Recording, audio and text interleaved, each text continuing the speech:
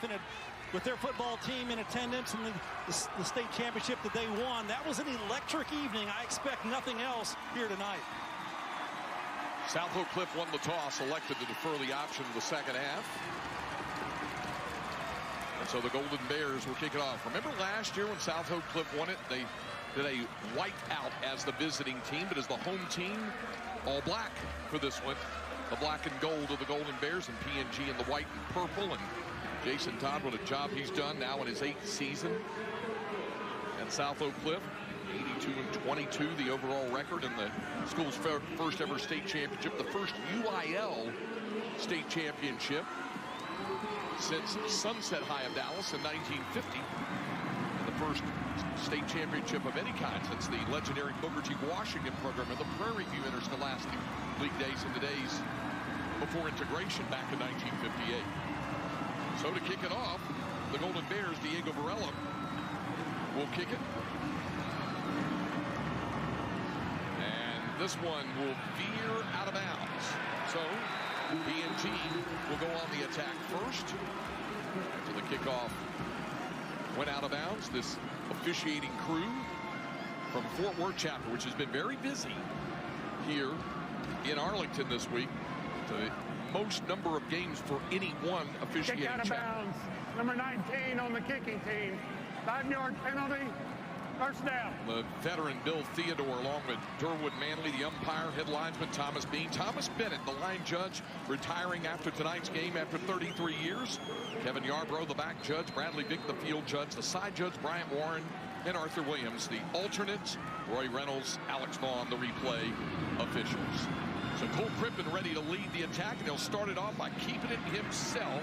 Actually, that's going to be Shea Adams who jumped in.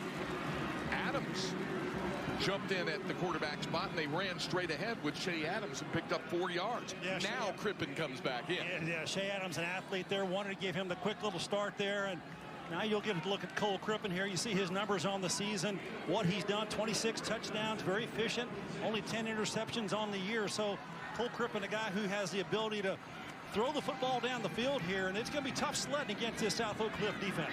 Isaiah Wynn in the backfield. It's Wynn's first carry, and here he goes.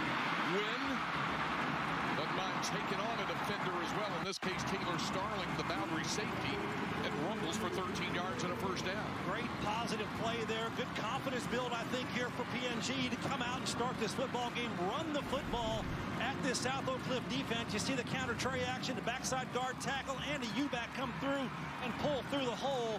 Excellent job of execution there for that play. From the 47. And Crippen. Downfield wide open. Landon Garnier takes it in 53 yards. 3 plays into the ball game. PNG strikes first.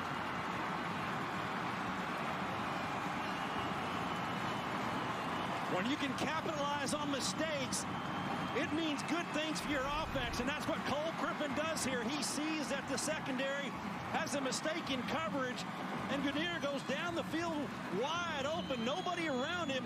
An easy score there for PNG to start this ball game. Landon Ganeri in for the score.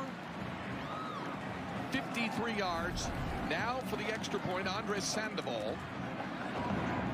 This did not take Port Neches-Groves long.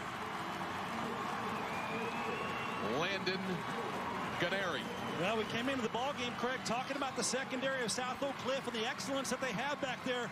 That's typically in man-on-man coverage, and this is a break. This is a pass break right here. This is a mental error there by the secondary to allow a receiver to get down there completely wide open. No one within 20 yards of him. Excellent job of finding him by Cole Crippen, and they start this ball game on fire.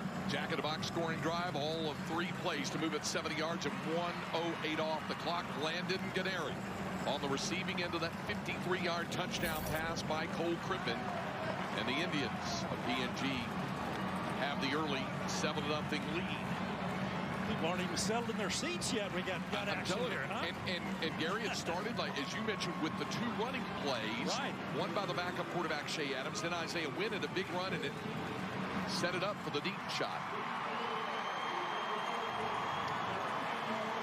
So now the Indians to kick off. The Golden Bears to return it. Corinthian Coleman and also Tedrick Williams back deep to receive it. And that'll go out of the back of the end zone. So now South Oak Cliff goes to work, led by their junior quarterback William Little. And Will Little, didn't start until just the playoffs. It started 5 weeks ago and has been a real settled leader of this team. Well, when we talked to Coach Todd about him, he's very complimentary of the young man, said that he stepped in and took over the controls of the offense, liked his production, and he just continued to improve every single week, and he's had a great playoff run. Start off with Tedrick Williams in the backfield. And it is Williams who draws the first down carry and driven back by Mason Droddy, the senior Jack linebacker. Droddy moving him back. They do award 1 yard to Tedrick Williams before Droddy stacked him up and it's second down. Yeah, this is a big offensive line for this South Oak Cliff offense, and they like the power run football against this defense, and we'll see which one's going to win tonight. To the air, Little's catch. Pass is caught. Nice grab made outside on the edge by Joshua Manley. Let's go down to the South Oak Cliff sideline to Madison. Guys, you talk about how quarterback William Little did not start his first game until week 1 of the playoffs. Jason Todd told me they wanted to make a change and were impressed with how he handled himself throughout the season. He waited for his opportunity, never pouted, and now he's trying to make something happen for this offense. Well, he did on that pass for a first down back to the ground to Williams, and Tedrick Williams turns forward up to the 41-yard line. Seth Landry, the senior middle linebacker, on the tackle for the Indians, a 5-yard first down carry. Yeah, let's talk about this offensive line just a little bit here, because this is a mammoth offensive line. You start with the left guard, Breon Ramsey Brooks, 6'5", 350 pounds. That's a lot of football player right there, and they're big all the way across, trying to take over this football game. Again, this time it's Little bouncing outside. And a flag goes down as the Indians defense does a good job forcing him to the sideline. And that included Torian Hinton. Yeah, might have been a flag on the play, Craig, here. Possible holding here, I think, on the outside by South Oak Cliff. Again, referee from this Fort Worth chapter, Bill Theodore, with the call. Holding on the offense, number 16. 10-yard penalty from the spot of the foul. Remains second down. Trey Jackson, the receiver, trying to get a block downfield, called for the hold. Yeah, just kind of holding in and out there. When the quarterback cuts in and goes out, the defenders, they kind of move with the quarterback what he can see, but the wide receiver could not see that action, so they see that easy hold there, a little hand pull.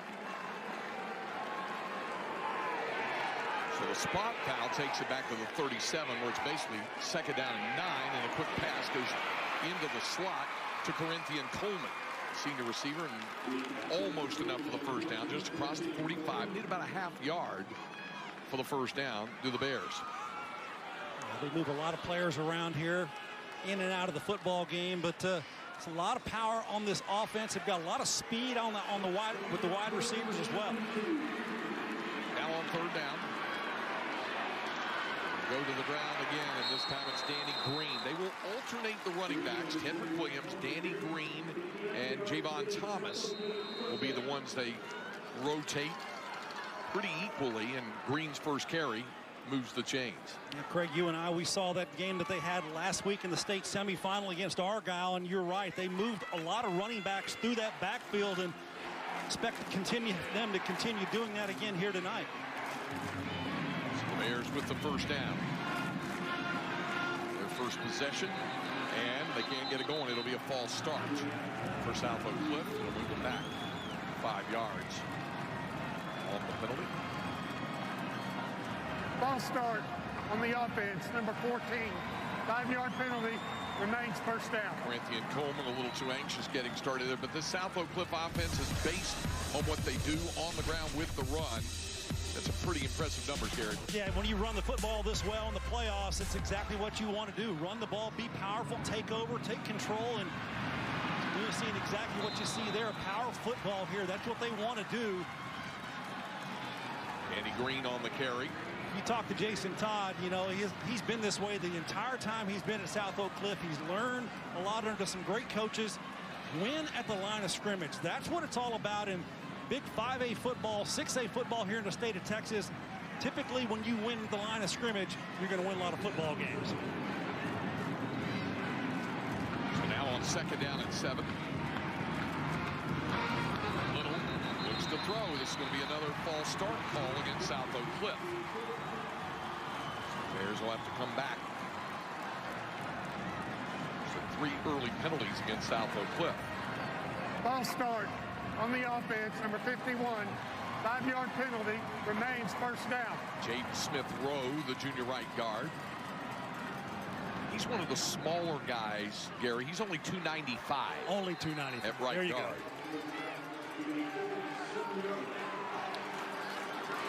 False start call, moves it back, and it's a 2nd down and 12. To the ground this time for Javon Thomas, his first carry. Thomas had a 29-yard touchdown run against Argyle last week in the fog over in your high school hometown, Crowley. That carry goes for 4 yards. He was impressive last week. Number 0, get a look at that one, because he's going to be a big impact for in this ball game, is my expectation from Javon Thomas from what we saw a week ago. Now it's 3rd down and 8. Little under pressure, but escapes it. And then downfield, and caught! Oh, what a catch made by Jamari Coley! Inside the 10. Highlight reel catch by the junior receiver, Jamari Coley, and pulls it in for 45 yards. Wow, what a playground type of a throw here from the quarterback. Will Little does a great job of getting out of harm's way here to make this throw, and then he gets it up there, just tosses it up there. He sees his receiver, Coley, and watch him carry the defender 5, 6, 7, 8, 9 yards.